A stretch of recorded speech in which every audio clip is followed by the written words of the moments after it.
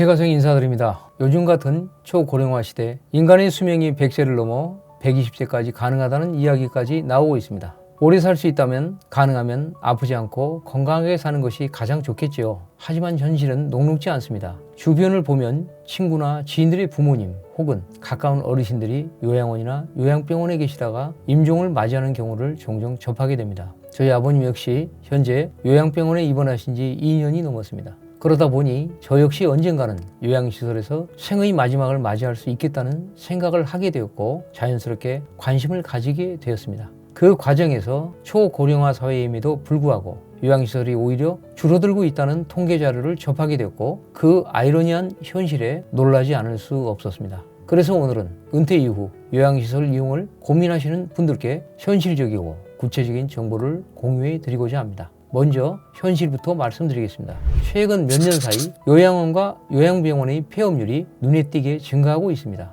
특히 요양병원의 경우 2019년 1577개소에서 2023년 1359개소로 무려 218개소로 13.8%나 줄었습니다. 이는 4년 연속 감소한 수치로 고령화가 진행 중인 상황에서 주목할 만한 변화입니다. 또한 2022년에는 요양병원의 폐업률이 6.5%로 병원급 의료기관 중 가장 높은 폐업률을 기록했습니다. 이는 전년 대비 1.8%포인트 증가한 수치로 요양병원이 처음으로 의료기관 종별 폐업률 1위를 차지한 사례입니다. 요양원도 같은 장기 요양기관도 폐업률이 높습니다. 특히 노인 요양 공동생활가정의 경우 전체 신설된 4,925개소 중 2,900개소가 폐업하여 폐업률이 58.9%에 달했습니다. 새로 생기는 곳도 있지만 운영을 포기하고 문을 닫는 곳이 더 많아지고 있습니다. 그럼 그 이유는 무엇일까요? 첫째, 인력 부족 문제입니다. 요양시설은 기본적으로 많은 사람 손이 필요한 곳입니다.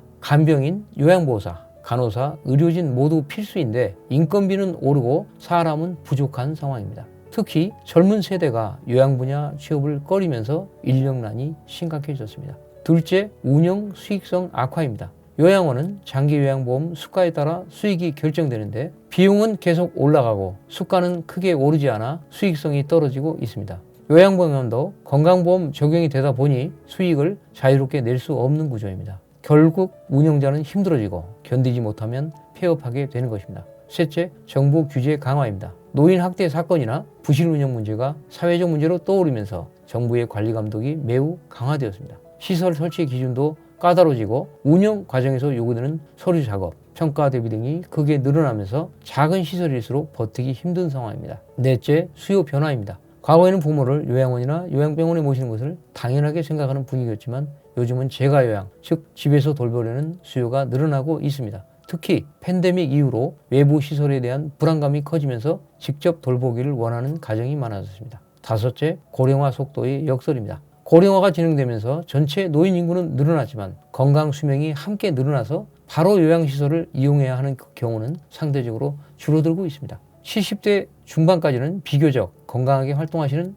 분들이 많아졌습니다. 결국 즉각적인 요양시설 수요는 기대보다 늘지 않고 있습니다. 지금까지의 내용을 요약하면 인력난, 수익성 악화, 규제 강화, 수요 변화, 건강수명 연장이라는 5가지 이유가 복합적으로 작용하면서 요양원과 요양병원이 줄어들고 있습니다. 앞으로도 요양시설을 이용하려 해도 원하는 곳을 찾기가 점점 더 어려워질 수 있습니다. 미리미리 정보 수집하시고 필요한 경우 방문요양, 주야간, 보호서비스 등 재가요양 서비스까지 포함해 다양한 대안을 준비하시는 것이 현명한 방법입니다. 그럼 이어서 재가요양 서비스 종류와 요양시설 선택 시 체크해야 할 사항을 자세히 정리해 드리겠습니다. 재가요양 서비스란 요양시설에 입소하지 않고 집이나 지역사회에서 필요한 돌봄을 받는 서비스를 말합니다. 대표적인 5가지 종류를 소개하겠습니다. 첫째, 방문 요양 서비스.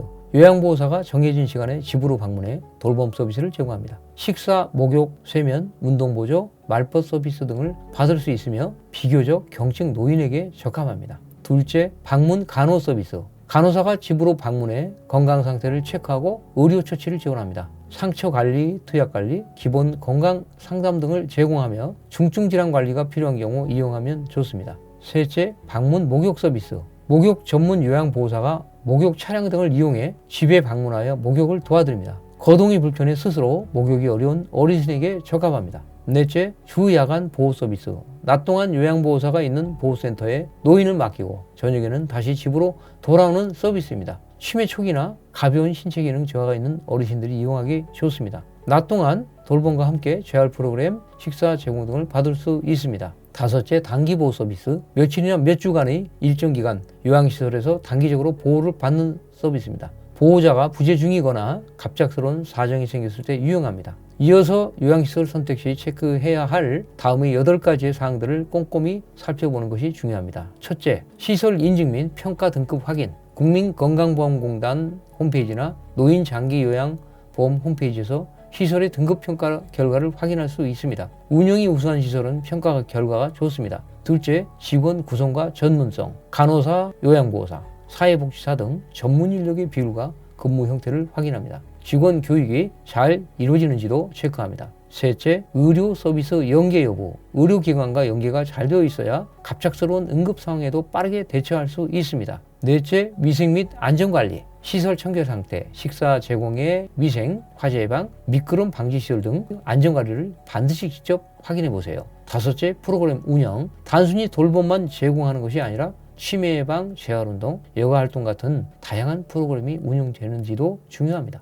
여섯째, 면회 및 소통 정책. 보호자와의 소통이 얼마나 활발한지, 면회나 상담이 자유로운지도 꼭 체크해야 합니다.